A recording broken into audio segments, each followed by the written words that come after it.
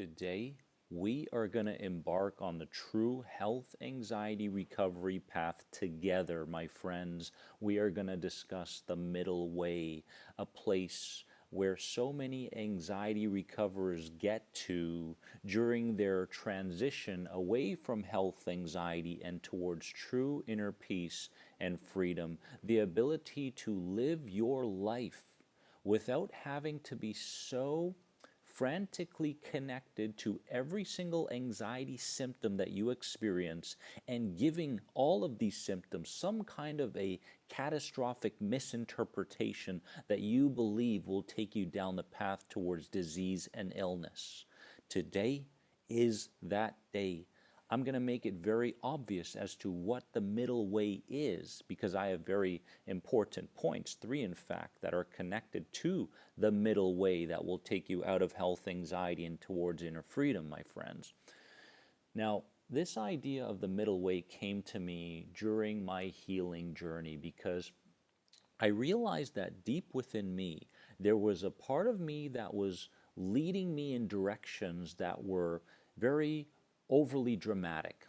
And I like to call this the lower self. And the lower self likes to dramatize things. The lower self likes to see the worst in everything, symptoms, health. The lower self wants you to feel like the body is everything. The lower self wants you to believe that a symptom could in fact be connected to an illness or disease because you read about it before, or because someone else has experienced a similar symptom and has in fact manifested some kind of disease or illness. So we find ourselves standing guard all the time, protecting the body from all sorts of sensations, all sorts of thoughts, all sorts of external environments. Next thing you know, a health anxiety sufferer lives their lives based on protection and never creation.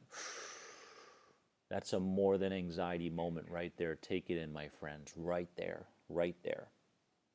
Now, the middle way. Let's tap into it, okay? And I really want you to put your thinking cap on and understand the middle way because that is the path. That is that narrow path towards healing.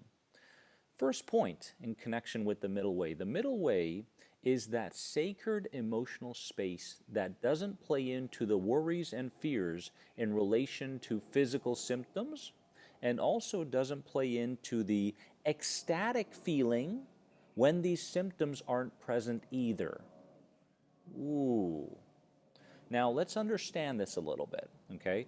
So when you're on the middle way, you're no longer frantic around sensations that are still present in your body. You're no longer frantic around looking for a solution to the symptoms. And also, on the opposite side of things, you're also not ecstatic when a symptom doesn't arise or when it's not there. So you are in the middle, neutral, because what happens is sometimes when health anxiety sufferers wake up in the morning and they don't feel that same anxiety symptom that has brought them down so much catastrophic paths in the future, in the past, they tend to go, oh my God, it's not here. I'm so excited. Oh, this is going to be a great day. And what happens is you become a slave to the fear and the excitement. And if you become a slave to the fear and the excitement, then the lower self / subconscious mind is still directing you, is still guiding you. Does that make sense? Comment below. So you don't want to be tugged in this way, nor do you want to be tugged in that way. The middle ground is different. It's different. Whether the symptom is there or whether the symptom is not there, there is a feeling where whatever is underlying the symptom is no longer making decisions for you. Okay, you're no longer being guided by that. It's kind of like, you know, if you're an athlete and you've been coached by a certain coach for so many years and all of a sudden you fire that coach and you hire a new one, this is exactly what it's like.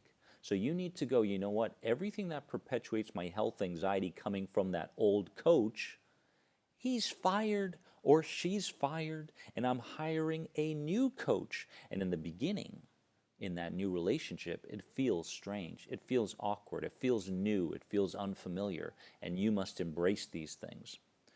The second point in relation to the middle way is that through the middle way, there is no bullying or begging the lower self into healing health anxiety. You must understand this. Stop bullying yourself into healing. Stop bullying yourself into healing. Stop begging. Stop begging for the symptoms to go away. Stop begging for any element of the anxiety to no longer be there. Because what this does is it puts you back into that victimhood. It puts you back into a helpless place. And if you're in a helpless place, you cannot intuitively find the answers that will take you to the next stage in your health anxiety healing. Okay? So we don't want victimhood. We don't want helplessness. We need to understand that everything that has gotten us to this very point in our health anxiety journey, we must look back and say it's either working or it's not. And if you're still suffering from health anxiety, the conscious and unconscious formulas that you have been using from morning till night have not been working. They have not been working. And because they haven't been working, you must make a decision and say, I have to start doing things differently. I have to open myself up to new ideas. I have to begin embracing things that don't feel comfortable. I have to stop looking to bulldoze my way to healing. Dare I say it? It's another more than anxiety moment right there. We have to stop bulldozing our way towards health anxiety healing because it's not working. It's not working because it's depleting you mentally, emotionally, and physically, and you can't tap into the resources that you need to move forward in your health anxiety path. The truth is, if you're giving your symptoms so much attention and energy, then how much energy and attention are you really giving to your recovery? Okay, so keep that in mind. Middle way, point number 3. Through the middle way, we nurture and redirect the mental and physical elements of anxiety rather than becoming angry or frantic as a result of them being there. Now, understand this. Now, the term that goes around is inner child. I call it the lower self now. When the lower self begins to perpetuate fear and begins to communicate with the body and create these stress hormones, creating adrenaline, what tends to happen is the body starts to tense up. When the body starts to tense up, that area of the body starts to lose oxygen. And what tends to happen is involuntarily we are always tensing our bodies because we are looking to protect from the very next fear or the threat that may arise in our lives. And we go about our days this way.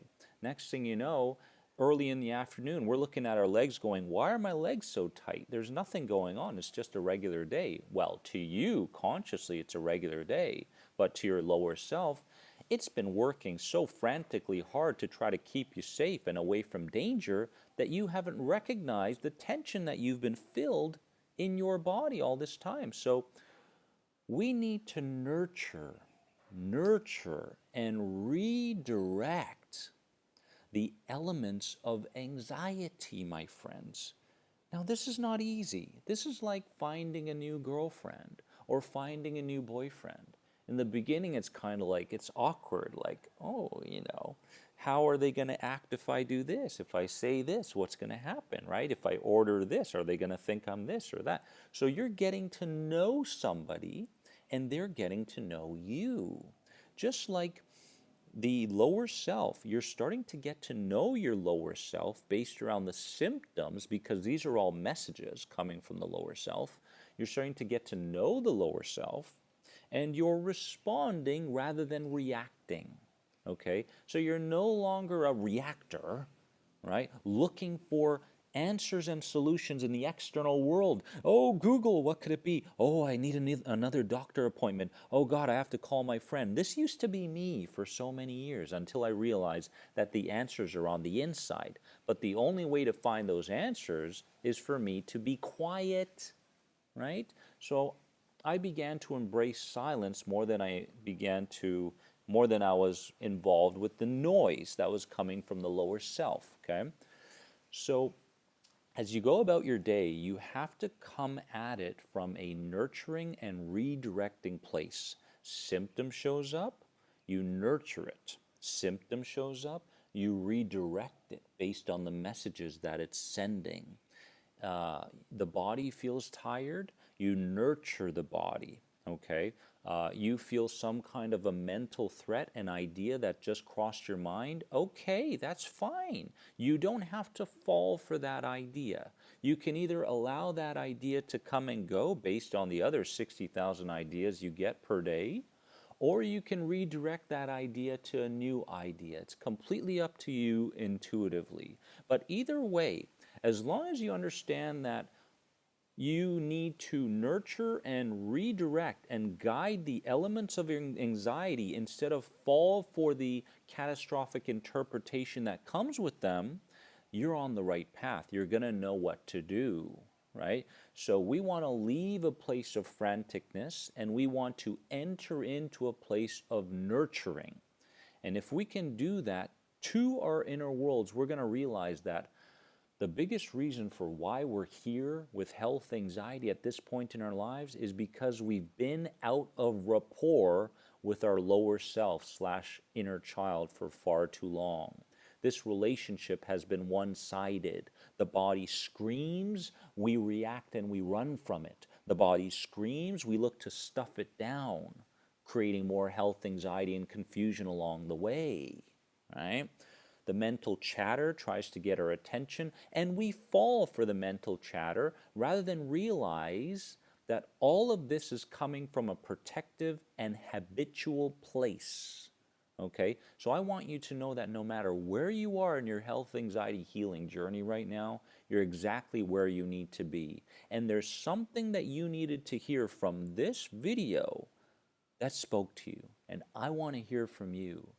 Comment below and let me know what your biggest moment of clarity was from this video in relation to what you need to do moving forward, my friends. I love you from the bottom of my heart. Each and every day along this healing journey, we're moving forward together. And if you have any other questions on any of my anxiety recovery programs, head over here. Remember that you are more than anxiety. Keep going.